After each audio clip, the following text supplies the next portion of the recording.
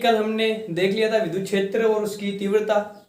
आज हम नया टॉपिक स्टार्ट करते हैं, वो है विद्युत द्विध्रुव एवं द्विध्रुव आघूर्ण।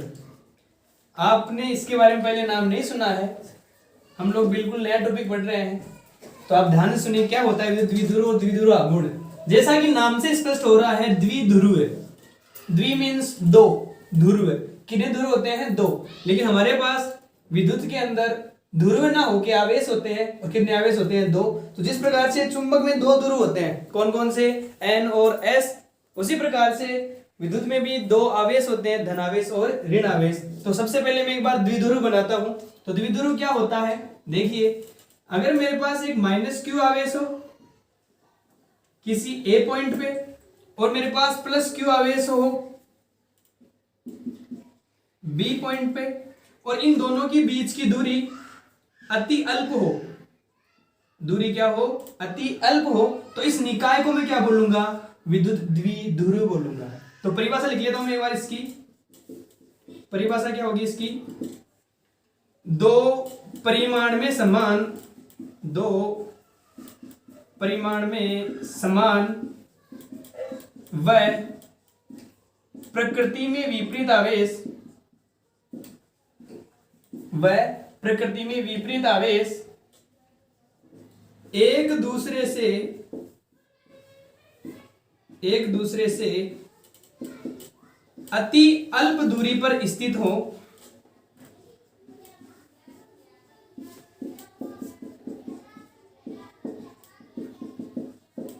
तो इस निकाय को विद्युत द्विध्रुव कहते हैं। परिभाषा एक बार दोबारा रिपीट करता हूं मैं।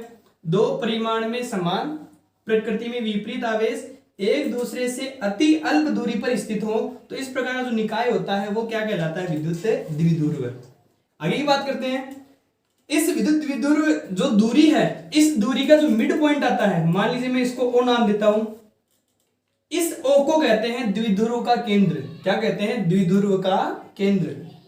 और जो दोनों आवेशों को मिलाने वाली रेखा है, दोनों आवेशों को मिलाने वाली रेखा है, कौन सी रेखा? यहां से लेकर यहां तक, ये जो रेखा आ रही है ये वाली, इसको कहते हैं अक्ष। क्या कहते हैं? अक्ष, द्विध्रुव की अक्ष। मतलब दोनों आवेशों को मिलाने वाली रेखा को क्या कहते हैं हम लोग? विद्युत द्विध्रुव की अक्ष कहते हैं। और इस अक्ष के लंबवत, इस अक्ष के लंबवत इसके केंद्र बिंदु से गुजरने वाली, इस अक्ष के लंबवत कौन? ये होगा, इसका केंद्र यहां, तो यहां से जो रेखा गुजरती है ऐसे, इसको कहते हैं बच्चों निरक्ष। क्या कहते हैं इसको? निरक्ष। तो एक बार दोबारा सुनिए।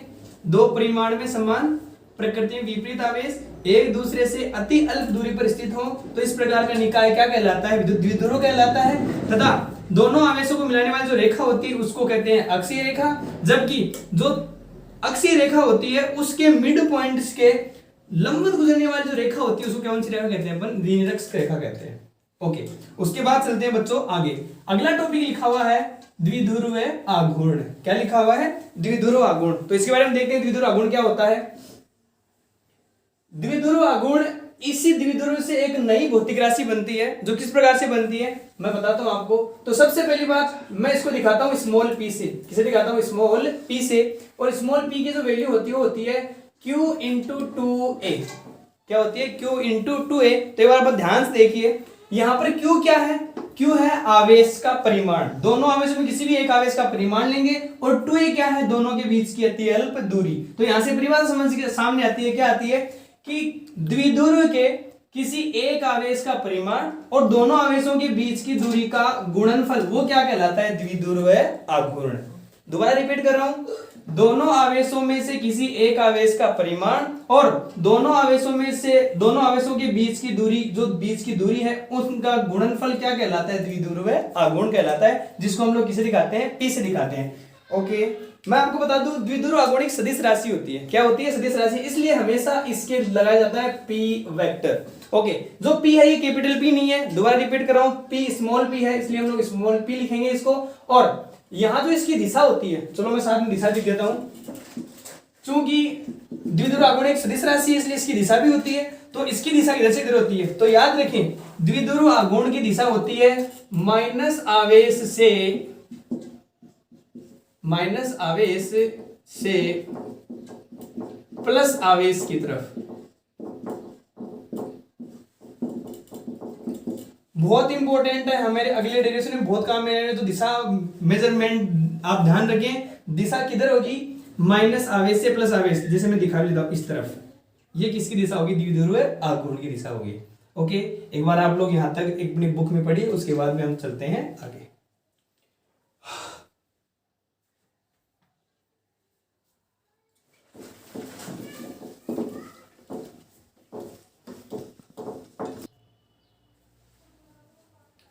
ओके, आगे चलते हैं हम लोग। अगला जो हमारा टॉपिक है वो द्विध्रुव के कारण विद्युत क्षेत्र की तीव्रता। और प्यारे बच्चों, हम ये पढ़ेंगे दो प्रकार से, उसकी अक्ष पर और उसकी निरक्ष पर। तो अगला टॉपिक पढ़ते हैं हम लोग। जो अगला टॉपिक है वो है विद्युत द्विध्रुव की अक्षीय रेखा पर विद्युत क्षेत्र की तीव्रता।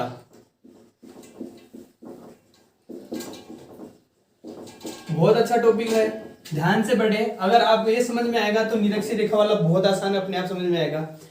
इसको ध्यान से पढ़ने का एक रीजन और है, हम लेसन नंबर 8 में, ध्यान से सुनिए, लेसन नंबर 8 में सेम ऐसा टॉपिक पढ़ेंगे और वहां पढ़ेंगे चुंबकीय क्षेत्र, सेम ऐसा रहेगा, और वहां पढ़ेंगे द्विध्रुव के कारण उसकी अक्ष और निरक्ष पर चुंबकीय क्षेत्र की तीव्रता। तो सेम टॉपिक है। तो देखो, सबसे पहले हम लोग टॉपिक पे चलते हैं। कहां निकालनी है, द्विध्रुव की अक्षीय रेखा पर। कहां निकालना है, द्विध्रुव की अक्षीय रेखा पर। ओके, तो सबसे पहले द्विध्रुव बनाता हूं। तो आप जानते हैं द्विध्रुव क्या होता है, दो परिमाण में समान, एक आवेश लेता हूं मैं ये और एक आवेश लेता हूं मैं ये। दो परिमाण में समान माइनस क्यू आवेश और ये प्लस क्यू आवेश। दो आवेश हो गए, परिमाण में समान है, प्रकृति में विपरीत है, और दो में मानता हूं दोनों के बीच की दूरी, अति अल्प जो दूरी है वो है 2a और इसका सेंटर पॉइंट है O। ओके, ये क्या बन गया हमारे पास, द्विध्रुव बन गया।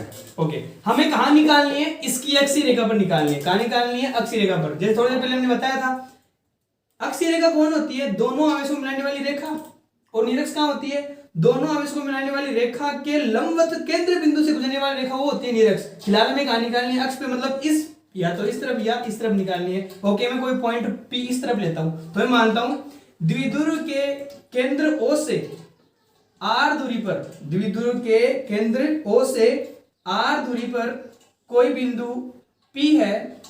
इस बिंदु P पर मुझे इस द्विध्रुव के कारण इसकी अक्षीय रेखा पर विद्युत क्षेत्र की तीव्रता ज्ञात करनी है।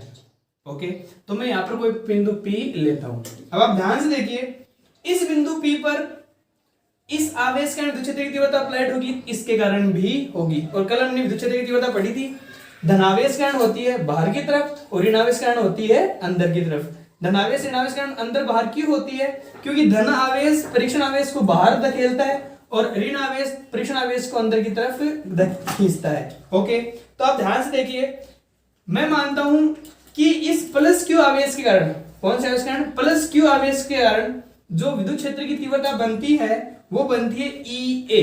कौन सी बनती है, EA। तो उसकी दिशा अंदर की तरफ या बाहर की तरफ, बिल्कुल सही सोच रहे हो, धनावेश किस तरफ होती है, बाहर की तरफ। तो मैं ले लेता हूं धनावेश के कारण विद्युत क्षेत्र की दिशा बाहर की तरफ। ये B पॉइंट पे है, तो इसलिए मैं इसको नाम लेता हूं EB। ओके, जबकि आप देख रहे हैं ध्यान से, यहां पर दो आवेश थे, Q आवेश के कारण तो उस तरफ हो गई, और यहां देखिए माइनस Q आवेश है, और हमें पता है माइनस Q आवेश में विद्युत क्षेत्र की तीव्रता दिशा होती है अंदर की तरफ। तो मैं यहां ले लेता हूं इस तरफ,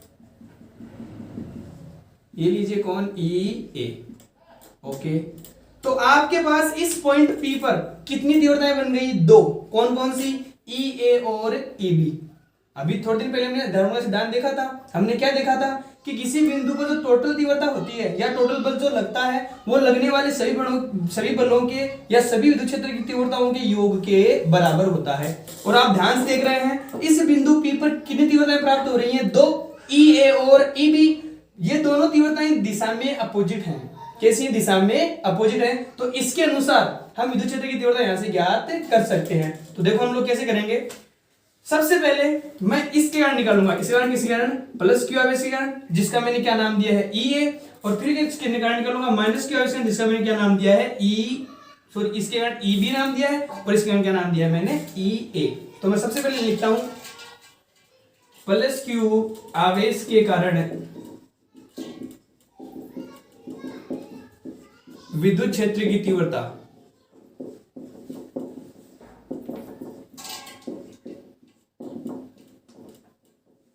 विद्युत क्षेत्र की तीव्रता। और कल हमने देख लिया था किसी बिंदु आवेश का विद्युत क्षेत्र की तीव्रता कितनी थी, वो थी शायद आपको याद हो तो कितनी थी, E बराबर के क्यू अपॉन आर स्क्वायर, साथ में क्या थी आर कैप थी, शायद आपको याद हो तो आप बताइए यहां हम सबसे पहले किस कारण ले रहे हैं, इस क्यू आवेश कारण ले रहे हैं कितनी दूरी पर, सेंटर पॉइंट से आर दूरी पर, कौन से पॉइंट पे, बिंदु पी पॉइंट पे। आप ध्यान से देखिए यहां से लेकर यहां तक के बीच की दूरी हमें पता लगानी है सबसे पहले।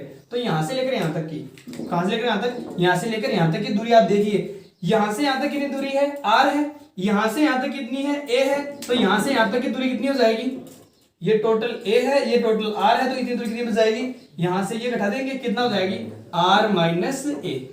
ओके, जबकि अगर मैं यहां से लेकर पॉइंट टू पी की देखूं तो ये कितनी है ए, ये कितनी है आर, तो कितनी दूरी हो जाएगी ये आर प्लस ए।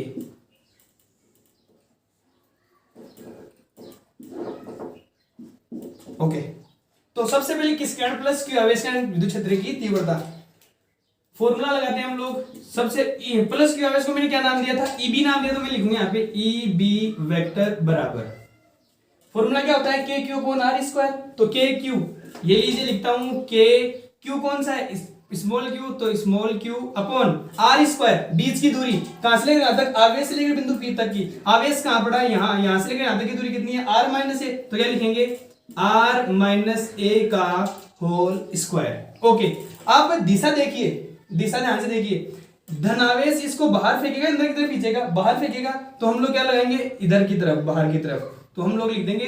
और चूंकि विद्युत क्षेत्र की तीव्रता सदिश राशि होती है तो सदिश के रूप में हम लोग इसको व्यक्त करेंगे, इसलिए हम लोग दिशा भी दिखाएंगे।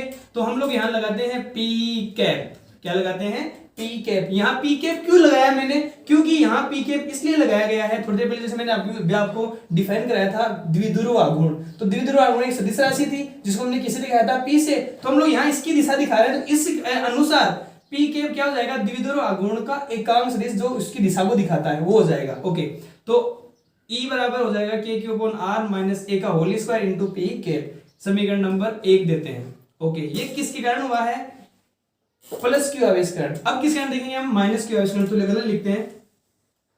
इसी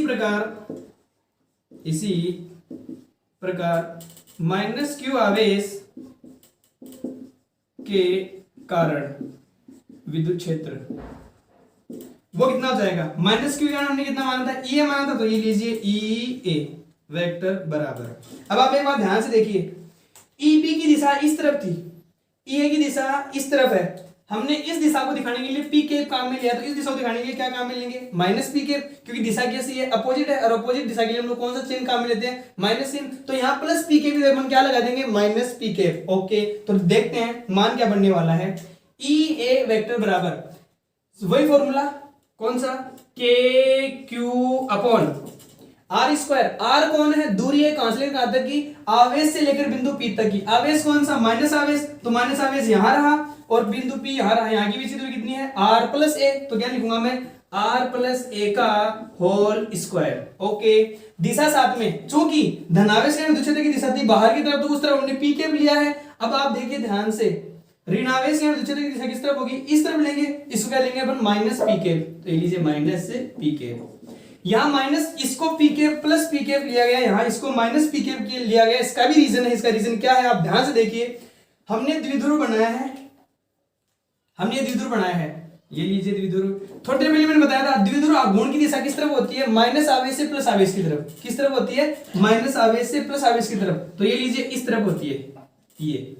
ओके, ये किसकी दिशा है पी, जो द्विध्रुव आघूर्ण बनता है उसकी दिशा है, मतलब द्विध्रुव आघूर्ण की दिशा किस तरफ होती है इस तरफ होती है, ये तो द्विध्रुव आघूर्ण की दिशा हो गई। ओके, अब इनके सापेक्ष हम इसकी दिशा देख रहे हैं, तो बी के ऊपर जो आवेश है प्लस क्यू आवेश वो इस तरफ, मतलब ये इसके सापेक्ष धनावेश आएगा, और जबकि ये लेते हैं हम लोग माइनस क्यू आवेश, इसकी दिशा किस तरफ होगी, अंदर की तरफ, तो इसके सापेक्ष इसकी दिशा अपोजिट आ रही है, विपरीत दिशा में, विपरीत दिशा के लिए हम लोग कौन सा चिन्ह काम में लेंगे, माइनस, इसलिए मैंने यहाँ पे कौन सा चिन्ह काम में लिया है, माइनस चिन्ह। आई होप आपको समझ में आ गया होगा, ये प्लस क्यू लिया माइनस क्यू लिया, बहुत इंपॉर्टेंट बात आपको समझ में आनी चाहिए। ओके, इसको नाम दो समीकरण नंबर 2। ओके, आगे अब आप देखिए ध्यान से, बिंदु P पर कितनी तीव्रता हुई है, दो, कौन कौन सी, EA और EB, इसलिए हम दोनों क्या कर देंगे, जोड़ देंगे। तो अब लगाते हैं अपन कौन सा सिद्धांत, अध्यारोपण का सिद्धांत। तो लिखते हैं अध्यारोपण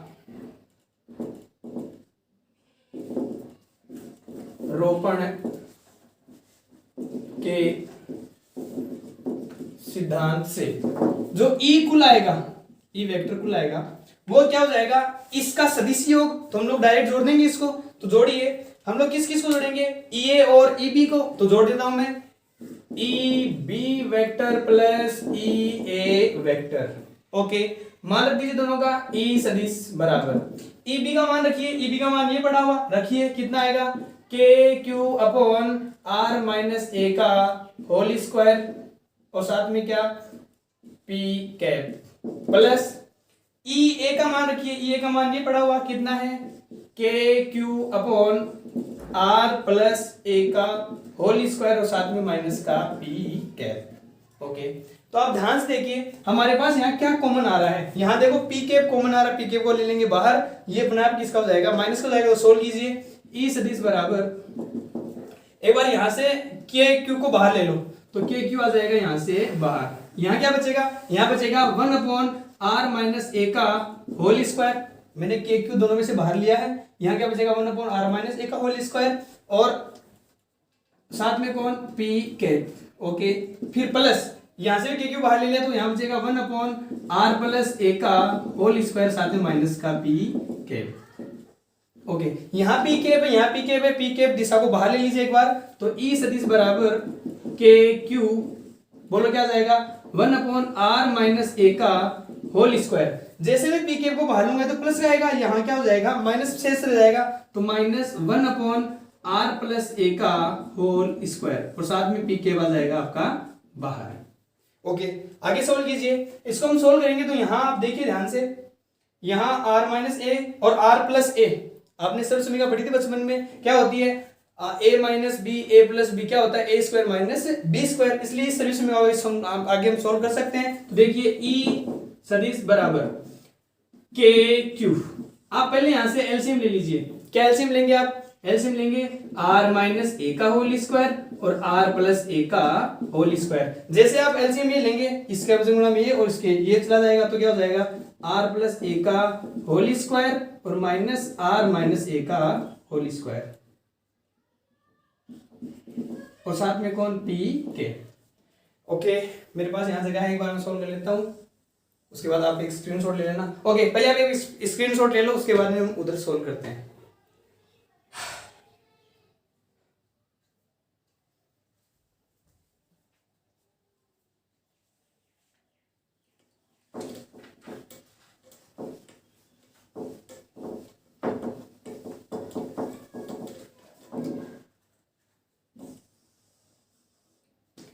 ओके, आगे सोल्व करते हैं हम लोग। तो आप ध्यान से देखिए, यहाँ a प्लस बी का होल स्क्वायर खुल जाएगा और यहाँ a माइनस बी का होल स्क्वायर खुल जाएगा। नीचे देखिए क्या है, r minus A, r plus A minus B, a plus B हो जाएगा a square minus B square. तो आगे सोल्व करते हैं हम लोग इसको। e सदिश बराबर, देखिए के क्यू बाहर ऐसा का ऐसा, अंदर खोलिए, यहाँ खुलेगा a प्लस बी का होल स्क्वायर, तो खोलिए क्या हो जाएगा, r square plus a square plus 2ar। Okay, अगला कौन है, माइनस का चिन्ह। ओके, ये जैसे स्क्वायर खुलेगा वो माइनस के साथ खुलेगा, तो आप जानते हैं वही स्क्वायर खोलने वाला तरीका जो बचपन से बोलते आ रहे हैं। तो खोलिए क्या हो जाएगा, R square minus A square, और देखिए ये माइनस का 2ar खुलेगा, माइनस माइनस हो जाएगा प्लस, तो प्लस 2ar।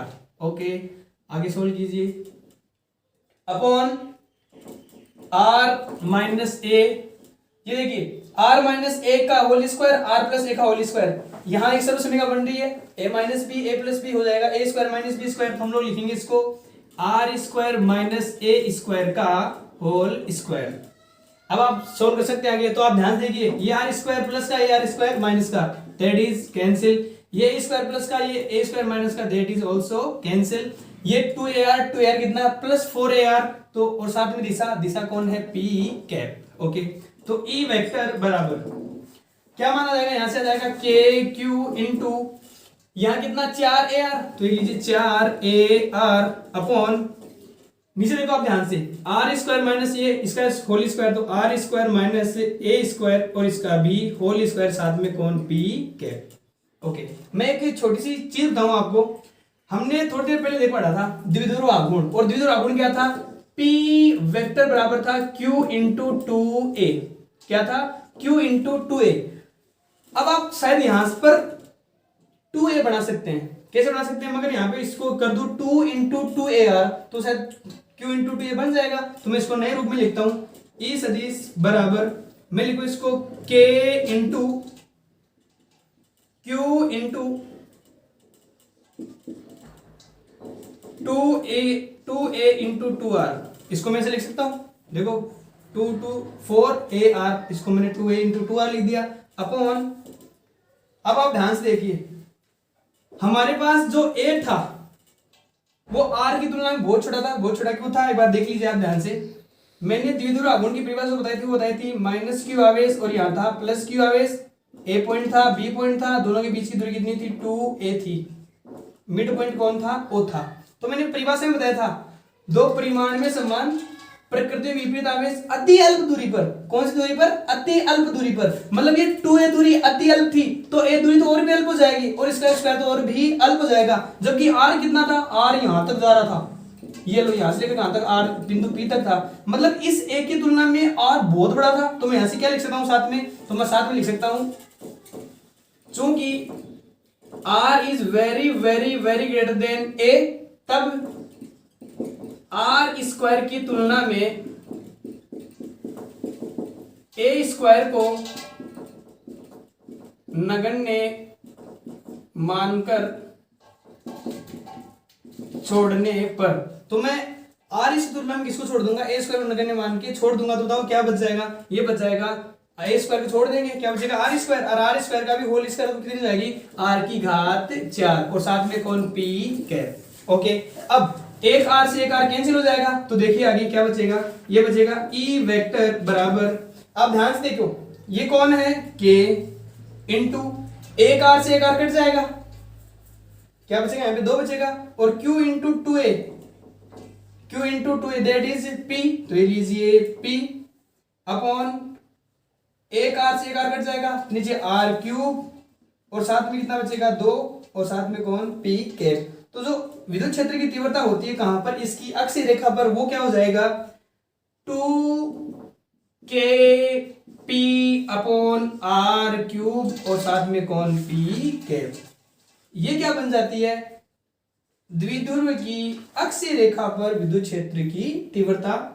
आई होप आपको समझ में आई होगी, एक बार नहीं समझ में आती तो आप वीडियो को एक बार दोबारा से देखिए, आपको बड़े अच्छे से समझ में आ जाएगी। इसके बाद हम लोग अगला टॉपिक देखेंगे, इसकी निरक्ष पर विद्युत क्षेत्र की तीव्रता।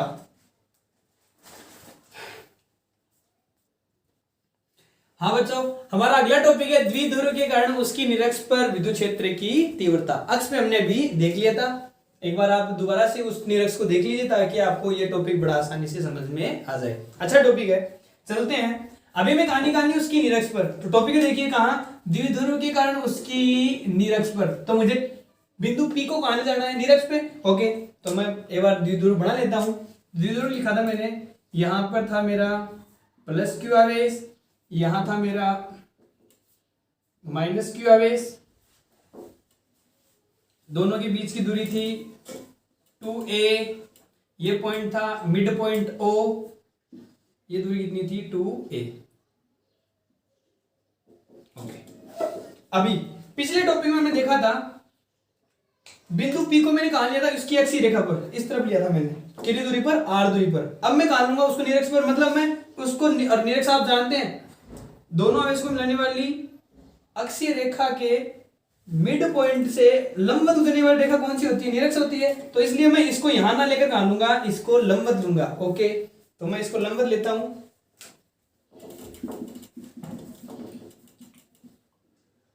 ये लीजिए, यहां पर कोई बिंदु कौन सा है? P है, जिस पर हमें क्या ज्ञात करनी है?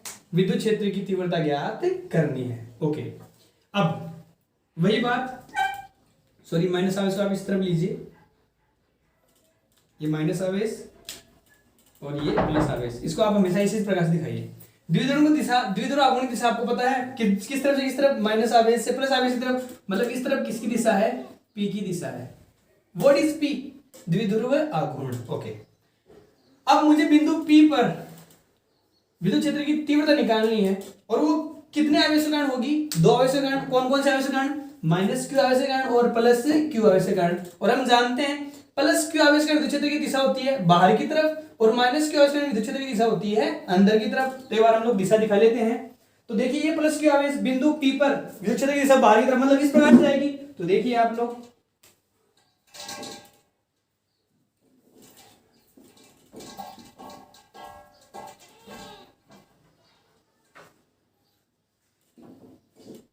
ये लीजिए, प्लस Q आवेश के कारण, कौन से आवेश के कारण? प्लस Q आवेश के कारण विद्युत क्षेत्र की दिशा होगी बिंदु P पर बाहर की तरफ। तो ये लीजिए इस प्रकार से। ओके, ये पॉइंट ए लिया था, ये पॉइंट बी लिया था, तो मैं यहां लिखता हूं ई बी सदिश। प्लस Q आवेश के कारण विद्युत क्षेत्र की दिशा होगी बाहर की तरफ, जबकि माइनस आवेश के कारण होती है अंदर की तरफ, तो अंदर की तरफ आ जाएगा। तो ये लीजिए, दिशा होगी अंदर की तरफ, और मैं क्या लिखूंगा इसको? ई ए। ओके, अब आप देखिए ध्यान से, बिंदु P पर, कौन से P पर? बिंदु P पर कितनी तीव्रताएं प्राप्त हो रही हैं? दो। कौन कौन सी? ई ए और ई बी, और उनकी दिशा कुछ इस प्रकार से प्राप्त हो रही है, ऐसे। अब ध्यान से देखिए, इस कारण जा रही है ऐसे, इस कारण जा रही है ऐसे, मतलब विद्युत क्षेत्र की दिशा, तीव्रता की दिशा होगी इस प्रकार से। ओके, अब मैं मानता हूं कि इस बिंदु P के साथ भी यहाँ कोण थीटा बनता है, और इसके साथ भी कोण कितना बनता है? थीटा बनता है। यहाँ कोण थीटा क्यों बनाया गया, अभी आपको कारण पता लग जाएगा। ओके, एक बार बिंदु P पर जो परिणामी तीव्रता बन रही है उसकी दिशा देखते हैं हम लोग। एक बार नॉर्मल एग्जांपल से देखते हैं। मान लीजिए मुझे, आप कुछ इस प्रकार से खींच रहे हो, मेरे पास एक वस्तु इस प्रकार से है, आप एक को एक से ऐसे खींच रहा है मेरे को, दूसरा मेरे को ऐसे खींच रहा है, मैं किस तरफ जाऊंगा? शायद इन दोनों के बीच में से जाऊंगा। ओके, मतलब एक मेरे को इस प्रकार से खींच रहा है, किस प्रकार खींच रहा है, तो मैं किस तरफ जाऊंगा? इन दोनों के बीच में से निकलूंगा, और परिणाम दिशा इस प्रकार से आएंगे। और किस प्रकार से लेते हैं अभी हम चेक करते हैं। तो मैं मानता हूं यहाँ पे एंगल थीटा बनता है। तो आप देखिए, मैं काल्पनिक रेखा लेता हूं, जिसको हम लोग यहाँ पर घटक तोड़ने वाले हैं। क्या तोड़ने वाले हैं? घटक। तो मैं काल्पनिक रेखा लेता हूं इस प्रकार से, क्योंकि दिशा, विद्युत क्षेत्र तीव्रता दिशा इस प्रकार होने वाली है। ओके, तो अब आप एक बार ध्यान से देखिए, ये एंगल थीटा है, तो यहाँ पर भी एक एंगल बनता हुआ दिखाई दे रहा है। कौन? थीटा। ये एंगल थीटा बनता हुआ क्यों दिखाई दे रहा है? क्योंकि दो समांतर रेखाएं जा रही हैं, और यहाँ पर एक जेड की आकृति बन रही है। जेड की आकृति में कौन सा कोण बनता है? एकांतर कोण। तो ये कौन सा कोण हो जाएगा? थीटा कोण। ओके, तो यहाँ पर हम लोग ई ए के कारण घटक तोड़ सकते हैं। क्या तोड़ सकते हैं? घटक तोड़ सकते हैं। और किस प्रकार तोड़ सकते हैं? सुनिए बात ध्यान से। हमारे पास इस ई ए के दो घटक बनेंगे, लंबवत घटक और क्षैतिज घटक। तो आप देखिए ध्यान से, यहां एक घटक ये बन जाएगा, एक घटक ये बन जाएगा। आप देखिए ध्यान से, दोबारा देखिए, ई ए परिणाम ये है, और इसका घटक एक ये बनेगा और एक घटक ये बनेगा। और हम जानते हैं जिसके साथ कोण बनता है वो कोस आता है, जिसके साथ कोण नहीं बनता वो क्या आता है? साइन आता है। जिसके साथ कोण बनता है वो कोस आता है, जिसके साथ कोण नहीं बनता वो क्या आता है? साइन आता है। तो ये वाला कौन सा कोण हो जाएगा? कोस। और ये वाला घटक कौन सा हो जाएगा? Sine theta. तो हम लोग यहां पर घटक तोड़े, तो घटक किसके तोड़ ले? ई ए के। तो ये वाला कोस होगा, तो ये क्या हो जाएगा? E A cos theta. जिसके साथ कोण बनता है वो कोस, जिसके साथ कोण नहीं बनता वो साइन। और ये घटक क्या हो जाएगा? अच्छा, इसकी दिशा इस प्रकार अंदर की तरफ, ये क्या हो जाएगा? E A sine theta. Okay, again I repeat, सुनिए बात ध्यान से। ई ए के घटक तोड़े हम लोग, तो दो घटक तोड़ लेंगे, ये वाला घटक और ये वाला घटक। ये वाला घटक इसके साथ कोण बना रहा है, तो जिसके साथ कोण बनता है वो कोस, जिसके साथ कोण नहीं बनता वो साइन। तो ये हो जाएगा ई ए कोस थीटा, और ये हो जाएगा E A sine theta. Okay, अब हम घटक तोड़ देंगे इसके ई बी के। तो मैं इसको एक बार ऊपर बढ़ाता हूं। ओके, मैंने ऊपर बढ़ा लिया। तो आप एक बार ध्यान से देखिए, यहां ये समान रेखा आ रही है, और यहाँ ये समांतर रेखा आ रही है, ये समांतर रेखा आपस में जा रही है। तो आप देखिए ये वाला कोण, ये वाला कोण और ये वाला कोण, ये वाला कोण और ये वाला कोण, एक बार मैं इसको आगे बढ़ा के दिखाता हूँ। ये रेखा इस प्रकार से है और एक रेखा इस प्रकार समांतर रेखाएं हैं। तो ये वाला कोण और ये वाला कोण आपस में क्या रहेंगे, बराबर रहेंगे। ये थीटा, ये भी क्या रहेगा, थीटा रहेगा। तो ये लीजिए कोण थीटा। ओके, तो हम लोग इस EB के भी घटक तोड़ सकते हैं। घटक कितने टूटेंगे, 2। ये हो जाएगा, इसके साथ कौन बन रहा है, तो जिसके साथ कौन बनता है वो कोस, और जिसके साथ कौन नहीं बनता वो साइन। तो आप देखिए दोबारा से, इसका ये वाला घटक कौन बनेगा, कोस। तो ये वाली ये लीजिए, ये किसका, EB का पार्ट, तो क्या बन जाएगा, EB cos थीटा, और जिसके साथ कौन नहीं बनता वो कौन, साइन। तो हो जाएगा ये EB sin थीटा। ओके, हमारे पास दोनों तीव्रताओं घटक प्राप्त कर लिए मैंने। मैं घटक के बाद दोबारा बता रहा हूं, आप ध्यान से सुनिएगा। मैंने 2 आवेश लिए, -q आवेश और +q आवेश। दोनों के बीच की दूरी कितनी है, 2a है। मैंने मिड पॉइंट लिया O, जो केंद्र बिंदु है। इस केंद्र बिंदु के से कितनी दूरी पर, r दूरी पर। कितनी दूरी पर, r दूरी पर। ये दूरी r है, r दूरी पर कोई बिंदु P है जहां हमें क्या ज्ञात करनी है, विद्युत क्षेत्र की तीव्रता ज्ञात करनी है। और यहां इस बिंदु P पर कितनी तीव्रता प्राप्त होती है, 2। किस किस के कारण, धनावेश के कारण और ऋणावेश के कारण। धनावेश के कारण तीव्रता होती है बाहर की तरफ, जिसको मैंने EB लिया है। ऋणावेश के कारण होती है तीव्रता अंदर की तरफ, जिसे मैंने EA लिया है। यहां जो परिणामी तीव्रता प्राप्त हो, कितनी प्राप्त हो रही है, 2। EA और EB, चूंकि EA और EB परिमाण में दिशा में क्या है, अलग अलग आ रही है। ये इस तरफ है, ये इस तरफ है। आप जानते हैं अगर समान दिशा में होती तो जोड़ देते, विपरीत दिशा में होती तो घटा देते, लेकिन दिशा में कैसी है, विपरीत है। तो हम लोग क्या अलग अलग दिशा में है, हम लोग क्या करेंगे, इसको घटकों में विभाजित करेंगे। घटकों में विभाजित करने के लिए मैंने एक काल्पनिक रेखा ली, जिसके कारण यहाँ, जिसको एक बार ध्यान से देखिए, आप इसको भूल जाइए, ऊपर वाले को इसको भूल जाइए, एक बार इसी को देखिए केवल। ये कौन था, EA था। यहां मैंने थीटा कौन है, यहाँ कौन सा कोण बन गया, थीटा एकांतर के कारण। अब जिसके साथ कौन बनता है वो कोस, जिसके साथ कौन नहीं बनता वो साइन। तो ये हो जाएगा EA cos थीटा और ये हो जाएगा EA sin थीटा। ओके, फिर हम लोग किसको घटकों में तोड़ते हैं, EA को घटकों में तोड़ते हैं। तो EA को जब हम लोग EA पे चलते हैं तो इस रेखा में एक बार आगे काल्पनिक रूप से बढ़ा के देखता हूं, तो ये वाला कोण और ये वाला कोण आपस में क्या रहेगा, बराबर। तो ये थीटा और ये भी थीटा। इसको मैं थोड़ा ऊपर बढ़ाता हूं घटक तोड़ने के लिए। तो आप एक बार ध्यान से देखिए, नीचे वाले को भूल जाओ, ऊपर वाले को देखो एक बार। ये EA है, ये एक घटक ये बनेगा, एक घटक ये बनेगा। जिसके साथ कोण बनता है वो कोस, जिसके साथ कोण नहीं बनता वो साइन। ओके, तो आप एक बार ध्यान से देखिए, यहां EB sin थीटा, यहां EA sin theta. EB sin theta ऊपर की तरफ, EA sin थीटा नीचे की तरफ। ओके, EA cos थीटा इस तरफ और EB cos थीटा भी इसी तरफ। तो हमारे पास जो 2 अलग अलग घटक टूटे हैं, इनमें ये दोनों विपरीत दिशा में है और ये दोनों समान दिशा में है। तो देखिए इसके साथ क्या क्या होने वाला है। ओके, तो सबसे पहले मैं इनका मान ज्ञात करता हूं। तो सबसे पहले मैं EA का मान देखता हूं। किसका मान देखता हूं, E। चलो EB का मान देखता हूं। EB बराबर क्या बनने वाला है, EB आप ध्यान से देखिए, EB है इस तरफ। EB किस तरफ है, इस तरफ है। ओके, तो आप EB को बात ध्यान से देखिए। प्लस आवेश के कारण विद्युत क्षेत्र की दिशा होती है बाहर की तरफ। तो आप एक बार देखिए, यहां से लेकर यहां तक की दूरी आपको पता होनी चाहिए। ये दूरी कितनी है, A है। ये दूरी कितनी है, R है।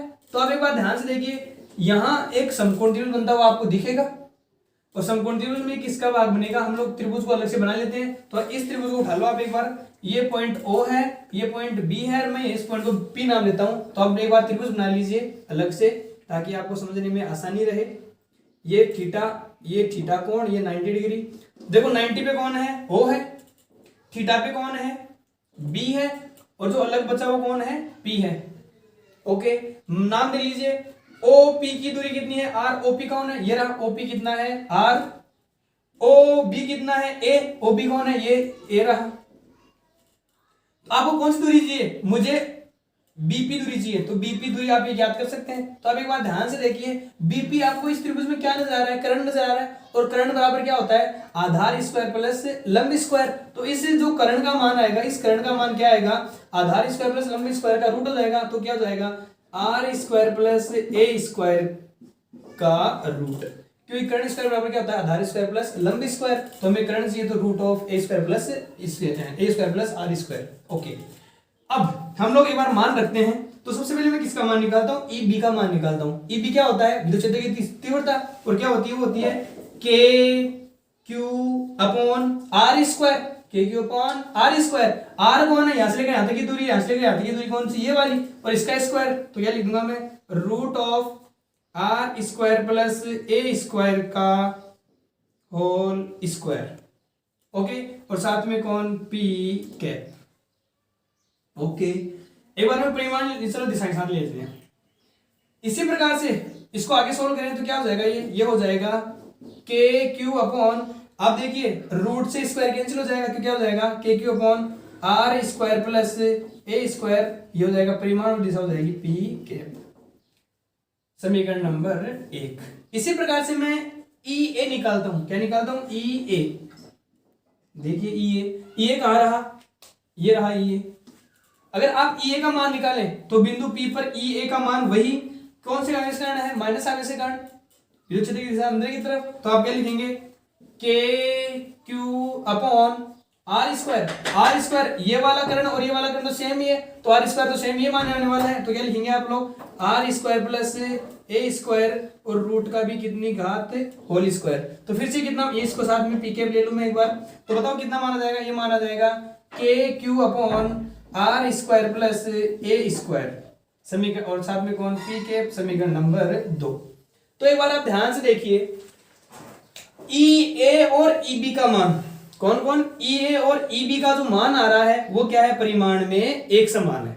ओके, अब चलते हैं हम लोग वापस इस डायग्राम में। अब डायग्राम को एक बार ध्यान से देखिए, ई बी साइन थीटा ऊपर की तरफ है, ई ए साइन थीटा नीचे की तरफ है। जब ई ए और ई बी बराबर है, जब ई ए और ई बी बराबर है तो ई बी साइन थीटा और ई ए साइन थीटा बराबर होंगे। तो अब आप देखिए इसके लंबवत घटक, कौन से घटक, इस भाग के लंबवत घटक, लंबवत घटक कौन कौन से, ई बी साइन थीटा है ऊपर की तरफ, ई ए साइन थीटा है नीचे की तरफ, तो दोनों परिमाण में समान है, दिशा में विपरीत है, एक दूसरे को देंगे निरस्त। निरस्त क्यों करेंगे, सोचिए, मेरे ऊपर 4 न्यूटन बल लग रहा है इस तरफ और 4 न्यूटन बल लग रहा है इस तरफ, मैं किस तरफ जाऊंगा, किसी तरफ नहीं जाऊंगा, क्योंकि 4 न्यूटन इस तरफ है, 4 न्यूटन, दोनों बल क्या है, परिमाण में समान, में मेरी जगह स्टेबल रहूंगा। तो आप ध्यान से देखिए, ई A sign, E B sign जा रहा है ऊपर की तरफ, ई ए साइन नीचे की तरफ, तो किसी तरफ जाने वाला नहीं है। तो ये जो विद्युत क्षेत्र की तीव्रता है ये परिमाण में समान है, दिशा में विपरीत, इसलिए एक दूसरे को क्या कर देंगी, निरस्त कर देंगी। चलो साहब, इनका काम कंप्लीट हो गया। अभी कौन से बचे, केवल क्षैतिज घटक बचे। क्षैतिज घटक कौन कौन से हैं, ई ए कोस थीटा और ई बी कोस थीटा। आप ध्यान से देखिए, जब मैंने घटक तोड़े थे तो ई ए कोस थीटा भी इस तरफ आया था, ई बी कोस थीटा भी इसी तरफ आया था, परिमाण में समान है, प्रकृति में भी, दिशा में भी कैसे एक तरफ है। तो बताओ दोनों जुड़ेंगे घटेंगे, दोनों जुड़ जाएंगे, और दोनों जुड़कर इस विद्युत क्षेत्र की परिणामी तीव्रता और परिणामी दिशा को व्यक्त करेंगे। अब थोड़ी देर पहले मैं आपको बताया था, क्या बताया था, कि यहाँ तीव्रता जो लग रही है वो एक लग रही है इस तरफ, एक लग रही है इस तरफ, तो शायद जो परिणामी तीव्रता है इनके दोनों के बीच में से आएगी। अब आप ध्यान से देखिए, यहाँ तीव्रता इस तरफ थी, यहाँ तीव्रता इस तरफ थी। ओके, जब मैंने घटक तोड़े, घटक तोड़ने से बाद में हमने क्या देखा, ई बी साइन थीटा ऊपर की तरफ, ई ए साइन थीटा नीचे की तरफ, एक दूसरे को परिमाण में समान, दिशा में विपरीत होने के कारण निरस्त कर देते हैं, और परिणामी तीव्रता केवल किसके कारण बचती है, केवल ई ए कोस थीटा और ई बी कोस थीटा, जिसकी दिशा किस तरफ है, इस तरफ है। तो परिणामी दिशा किस तरफ बढ़ने वाली, दोनों के बीच में से। ओके, ये दिशा इस तरफ आ रही है इसकी, तो बार ध्यान से देखिए, हमने कहा था द्विध्रुव की दिशा किस तरफ होती है, द्विध्रुव आघूर्ण की दिशा किस तरफ होती है, माइनस आवेश से प्लस आवेश की तरफ। किस तरफ होती है, माइनस आवेश से प्लस आवेश की तरफ। लेकिन यहाँ परिणामी तीव्रता किस तरफ आ रही है, परिणामी तीव्रता आ रही है इस तरफ, इन दोनों के कारण। किन दोनों के कारण, ई ए कोस थीटा और ई बी कोस थीटा के कारण, क्योंकि ये दोनों तो घटक कैंसिल हो ही रहे हैं, केवल कौन सा मान बचा है वाला, और इसकी परिणामी दिशा किस तरफ आ रही है, इस तरफ। और हमने थोड़ी देर पहले पढ़ा था द्विध्रुव आघूर्ण की दिशा किस तरफ होती है, माइनस आवेश से प्लस आवेश की तरफ। ओके, ये किसकी दिशा, द्विध्रुव आघूर्ण की दिशा। लेकिन विद्युत क्षेत्र की दिशा किस तरफ आ रही है, इसके अपोजिट आ रही है। तो बताओ पी कैप लेंगे, माइनस पी कैप लेंगे, माइनस पी कैप लेंगे। ओके, तो हम लोग चलते हैं आगे डेरिवेशन में। तो मैं यहां से लिख सकता हूं, थोड़ा थ्योरेटिकल रूप लिखते हैं। मैं लिखता हूं, क्योंकि ई ए और ई बी आपस में क्या है, बराबर हैं, तो ई ए साइन थीटा और ई बी साइन थीटा भी आपस में क्या होंगे, बराबर। ई ए साइन थीटा और ई बी साइन थीटा कौन है, लंबवत घटक है। तो मैं एक लाइन लिखता हूं, चूंकि ई ए साइन थीटा व ई ए साइन थीटा परिमाण में समान व दिशा में विपरीत होने के कारण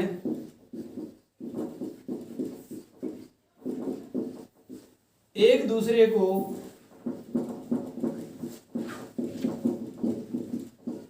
निरस्त कर देते हैं,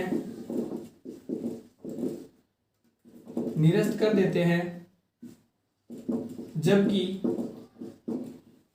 कौन कौन से घटक, क्षैतिज घटक, जबकि क्षैतिज घटक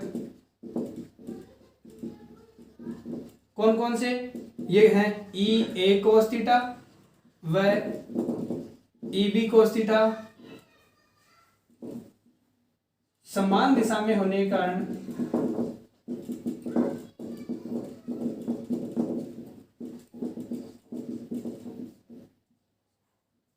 समान दिशा में होने के कारण परस्पर जुड़कर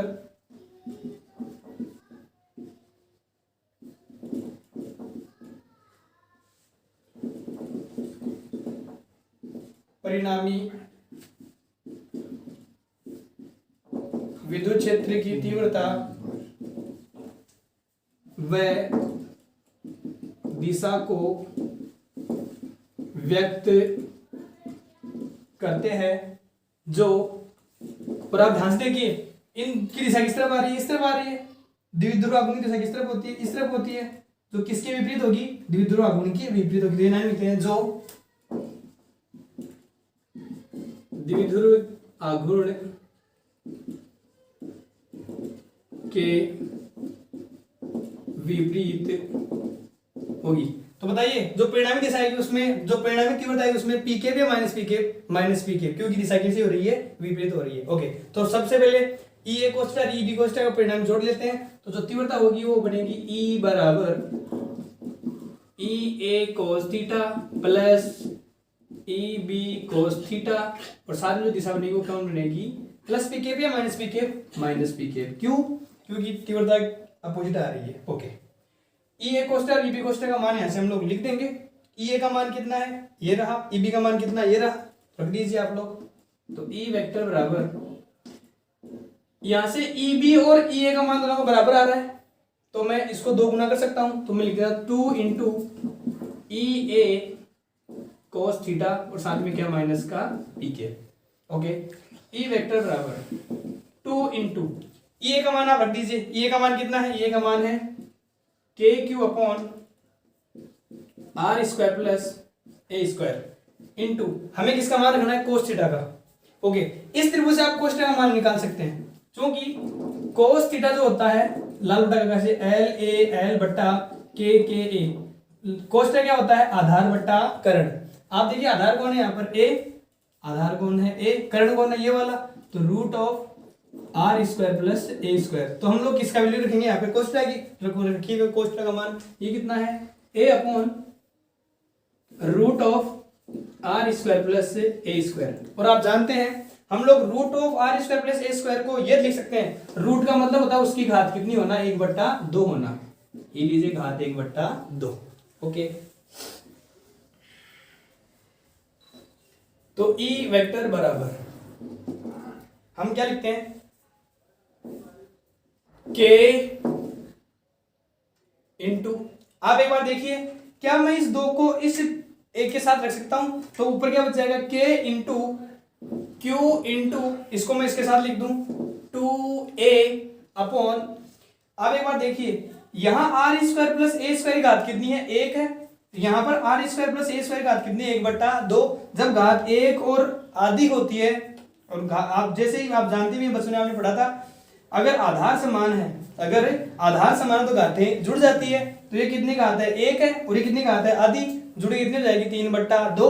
तो कितनी घात हो जाएगी नीचे, आर स्क्वायर प्लस ए स्क्वायर की घात कितनी, 3/2, और साथ में कौन, पी के, साथ में माइनस का पी के। ओके, आप जानते हैं ये q into 2a what is p, जिसको मैं द्विध्रुव आघूर्ण बोला था, तो मैं लिख सकता हूं ई सदिश बराबर k इंटू पी अपॉन, एक छोटी सी बात वही पिछले डेरिवेशन वाली, यहां देखिए आप आर स्क्वायर प्लस ए स्क्वायर, हम जानते हैं यहां 2a अति अल्प है, वहां देखो किसका स्क्वायर है, ए स्क्वायर है, तो ए तो और भी। ओके, तो आप देखिए एक बात ध्यान से बच्चों, यहां दोनों के बीच की दूरी अति अल्प होती है, 2a अल्प है तो a और भी अल्प होगा, इसका स्क्वायर और भी अल्प होगा, क्योंकि हम लोग यहां पर देख रहे हैं आर स्क्वायर प्लस ए स्क्वायर, तो आप देखिए आर स्क्वायर दूरी बहुत बड़ी है, आर दूरी बहुत बड़ी है, तो आर स्क्वायर तो और बड़ा हो जाएगा, तो हम लिखते हैं यहां साइड में लिख लेते हैं बार, चूंकि r is very very greater than a, तब आर स्क्वायर की तुलना में ए स्क्वायर को नगण्य मानकर छोड़ने पर, जैसे हम लोग ए स्क्वायर को छोड़ेंगे, यहाँ क्या बचेगा आर स्क्वायर की घात 3/2 और साथ में कौन माइनस का पी कैप। ओके, तो ई सदिश बराबर क्या बन जाएगा, ये बन जाएगा के पी अपॉन नीचे देखो क्या है आर स्क्वायर की घात 3/2, आप देख रहे हैं आर स्क्वायर की घात 3/2 है, तो 2 से 2 कट जाएगा, घात कितनी बचेगी 3, तो कितनी जाएगी आर क्यूब और साथ में माइनस का पी कैप। ओके, तो ये क्या बन गया है, ये निरक्ष बनी है, कहां बनी है, निरक्षीय रेखा पर। थोड़ी देर पहले हमने बच्चों टॉपिक पढ़ा था अक्षीय रेखा पर, और अक्षीय रेखा पर कितना आया था, वो आया था ई सदिश अक्षीय बराबर आया था वो K P upon 2kp upon R cube और साथ में आया था पी कैप। तो अब दोनों में अंतर क्या हुआ, ध्यान से सुनिए आप, यहां अब केवल परिमाण की बात करें एक बार, परिमाण कितना हुआ, परिमाण ये है, केवल ये परिमाण है, परिमाण कितना, केवल ये परिमाण है। तो अब परिमाण को ध्यान से देखें, ध्यान से सुनना बातें, एक नंबर में क्वेश्चन पूछा जा सकता है, कंपटीशन एग्जाम में क्वेश्चन पूछा जाता है इसका, तो ध्यान से देखिए ये kp अपॉन आर क्यूब है और ये 2kp अपॉन आर क्यूब है। कहने का मतलब जो निरक्ष है वो इस जो अक्ष है वो निरक्ष कितना गुना है, 2 गुना है, दिख रहा है हमें साफ साफ। तो हम लोग कह सकते हैं किस किस से, इसको समीकरण कुछ भी मान लो आप, तो दोनों से हम लोग क्या कह सकते हैं, दोनों से हम कह सकते हैं कि जो ई अक्षीय होता है, ई अक्षीय होता है वो ई निरक्ष का कितना गुना होता है, 2 गुना होता है। अब एक बार दोबारा देख लीजिए, ये किसका मान है, निरक्ष का, ये किसका मान है, अक्ष का। तो आप देखिए ये किसके बराबर, ई निरक्ष के बराबर, तो इतना मान मैं किसका रख सकता हूं, निरक्ष का रख सकता हूं, तो कितना जाएगा, ई अक्ष बराबर क्या बन जाएगा, 2 इंटू ई निरक्ष बन जाएगा। ओके, मतलब सीधी बात हो गई कि जो अक्षीय रेखा पर विद्युत क्षेत्र की तीव्रता बनती है उतनी ही दूरी पर निरक्षीय रेखा का जो विद्युत क्षेत्र बनता है वो विद्युत क्षेत्र इसका कितना गुना कम होता है, 2 गुना कम होता है, या ऐसे कह सकते हैं कि अक्ष का विद्युत क्षेत्र निरक्ष का कितना गुना होता है, 2 गुना अधिक होता है। ओके, ये बात हो गई ऐसे। दिशा की बात करें, किसकी बात करें, दिशा की, तो यहां देखिए आप दिशा यहां पर क्या आ रहा है, माइनस पी कैप, यहां क्या आ रहा है, प्लस पी कैप, और आप जानते हैं पी कैप किस तरफ होता है, पी कैप होता है माइनस आवेश से प्लस आवेश की तरफ। मतलब आप देखो ध्यान से, ये समान दिशा में हुआ और ये विपरीत दिशा में हुआ, अक्ष हुआ समान दिशा में और निरक्ष हुआ विपरीत दिशा में। तो आप कह सकते हैं यहां से, क्या कह सकते हैं आप, यहां से एक बात और कह सकते हैं, कौन सी, कि अक्षीय रेखा पर जो विद्युत क्षेत्र बनता है वो विद्युत क्षेत्र द्विध्रुव आघूर्ण की दिशा में ही बनता है, जबकि जो निरक्ष पर विद्युत क्षेत्र की तीव्रता बनती है वो द्विध्रुव आघूर्ण दिशा के विपरीत बनता है, जैसा कि हमने डायग्राम में देखा था, और उस डायग्राम में पिछले डायग्राम में देखा विद्युत क्षेत्र की दिशा उसी दिशा में थी जिस तरफ द्विध्रुव आघूर्ण था। तो बच्चों एक बार आप यहां तक बड़ी डिटेल से पढ़िए, आराम से देखिए, एक बार नहीं समझ तो वीडियो को आप 2 बार देखिए और साथ में अपनी बुक को पढ़िए, आपको बिल्कुल अच्छे समझ में आएगा। आगे के वीडियोस हम पढ़ेंगे अगली क्लास में, तब तक के लिए thank you, good bye, good luck.